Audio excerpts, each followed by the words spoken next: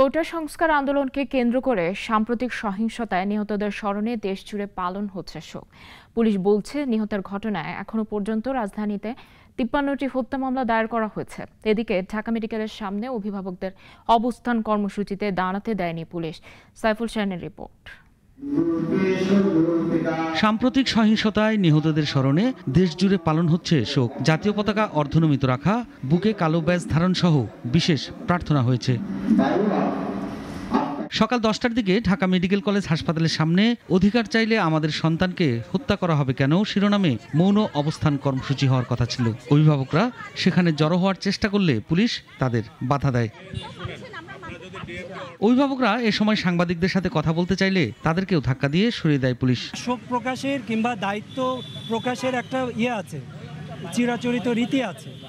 আমাদের সন্তানের রক্ত ঝরেছে, আমরা এইখানে অভিভাবক হিসাবে এখানে কয়েকজন অভিভাবক একত্রিত হয়েছে। রাষ্ট্রীয়ভাবে আমরা সেই অধিকার পাই, সেই অধিকার ওনারা আমাদেরকে পালন করতে দিচ্ছেন না। যখন আমরা সাধারণ মানুষ হিসেবে দাঁড়াইতে চাই, তখন এত পুলিশে বাধা বা প্রশাসনের বাধা, এটা আমরা কোথায় আছি? এদিকে সাম্প্রতিক সহিংসতায় নিহতের ঘটনায় ডিএমপির বিভিন্ন থানায় এখন পর্যন্ত ৫৩টি হত্যা মামলা দায়ের করা হয়েছে। আমরা আমাদের যে অভিযান, টার্গেট বেসড অভিযান আমরা পরিচালনা করছি এবং এই তথ্যগুলি আমরা এই নাশকতাকারী যারা আমাদের কাছে রিমান্ডে রয়েছে তাদের কাছ থেকে আমরা পেয়েছি।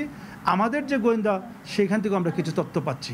সেই তথ্যগুলি আমরা বিচার বিশ্লেষণ করে আমাদের অভিযান আমরা পরিচালনা করেছি এবং এগুলি অব্যাহত থাকবে। তবে আমি পরিষ্কারভাবে আমাদের বলতে চাই, সাধারণ কোনো ছাত্র ছাত্রীদের সঙ্গে বাংলাদেশ পুলিশ তথা ঢাকা মেট্রোপলিটন পুলিশের কোনো ধরনের কোনো বিরোধ নেই। নাশকতা ও সহিংসতায় যারা সরাসরি জড়িত তাদের চিহ্নিত করে গ্রেপ্তার করা হচ্ছে। সাধারণ শিক্ষার্থী ও সাধারণ মানুষকে হয়রানি করা হচ্ছে না বলেও দাবি পুলিশের। আমার জানা মতে ৫৩টি মামলা রুজু করা হয়েছে। সাইফুল শাহিন, নাগরিক, Dhaka. Walton air conditioner exchange অফারে স্প্লিট এসিতে ২৩,০০০ টাকা পর্যন্ত নিশ্চিত ছাড়।